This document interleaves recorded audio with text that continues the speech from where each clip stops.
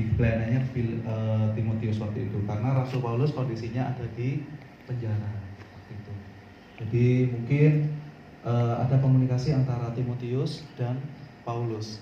Paulus diinformasikan oleh Timotius, ini loh keadaan jemaat kita seperti ini, seperti ini, seperti ini. Nah, Paulus menguatkan Timotius untuk siap sedia, baik atau tidak baik keadaannya, untuk memberitakan firman Tuhan. Terus di sana juga dalam pelayanannya Timotius terdapat seperti ini, mereka akan memalingkan telinganya dari kebenaran dan membuka bagi dongeng. Jadi kalau kita melihat kondisi pada zaman Timotius melayani Tuhan waktu itu, apakah sama dengan kondisi kita? Hampir sama, nggih?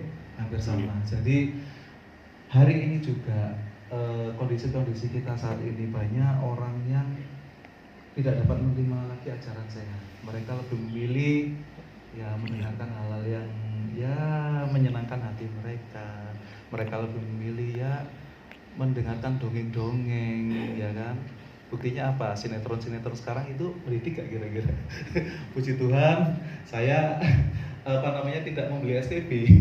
STB saya itu hanya untuk YouTube saja, YouTube untuk penyembahan, pujian, penyembahan. Jadi yang saya dengarkan itu pujian dan penyembahan saja. Kalau lihat sinetron itu enggak. Jadi kalau kita lihat tayangan-tayangan saat ini itu kira-kira membangun enggak? Ya, kalau kita ikut di dalam alur sinetron itu, makanya kita nanti jadi nggak benar hidupnya gitu loh. Jadi terbawa gitu loh. Terbawa arus. Iya, terbawa arus.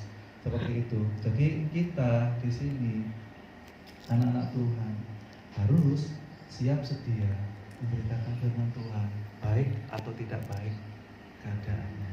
Terus yang kedua, di sini di ayat 5 dikatakan, tetapi kuasailah dirimu dalam segala hal, sabarlah menderita, lakukanlah pekerjaan pemberitaan Injil, dan tunaikanlah tugas pelayananmu. Di sini adalah perintah yang kedua dari Rasul Paulus, itu bisa kita terapkan dalam kehidupan kita sehari-hari. Kuasailah dirimu dalam segala hal. Kalau saya sempat apa tadi Bu namanya? Bu Minten. Saya sangat hormat sekali sama Bu Minten ini. Bu Minten memang luar biasa banget gitu loh. Jadi sebagai tuntunan, menguasai diri itu penting dalam segala hal. Di zaman yang semakin ini kita harus menguasai diri kita. Kalau enggak, kita terbawa arus dunia ini. Kalau enggak, kita akan terbawa gelombang yang enggak benar, itu seperti itu. Kalau enggak, kita akan terseret. Buktinya gini, banyak orang yang lebih memilih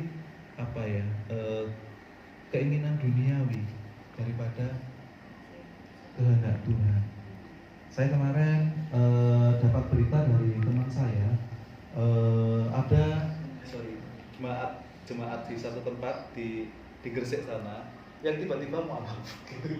Dia bingung, ini kenapa gitu. Terus dia langsung covering anak didiknya seperti itu. Jadi kalau saya sih dari hati saya gini, orang ini percaya atau enggak sama Tuhan itu tergantung pribadinya. Kuat enggak dia? Kalau dia enggak menguasai dirinya, walaupun pengajaran yang diberikan oleh gereja itu baik, kalau dia enggak menguasai dirinya, tetap dia akan memilih hal yang keliru seperti itu. Terus bagaimana dengan sikap kita? Ya kita harus menanamkan hal yang benar, hal yang baik, menanamkan kebenaran firman Tuhan untuk menguasai diri bagi generasi-generasi. Supaya apa? Supaya mereka tidak terbawa arus dan tidak saat ini goncangan ekonomi itu gampang sekali untuk membawa mereka berpindah haluan. Seperti itu.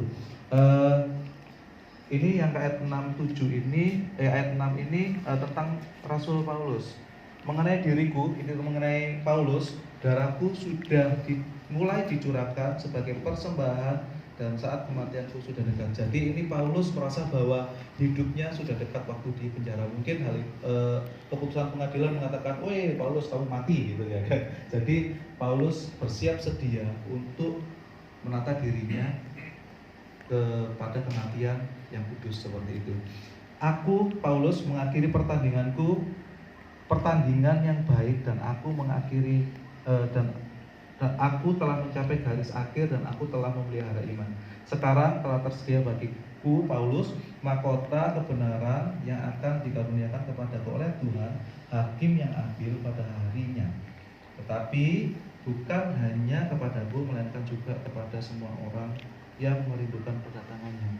Jadi di akhir-akhir surat itu, belum pesan terakhir itu, Paulus juga mengatakan, ini loh, darahku sudah tercurah.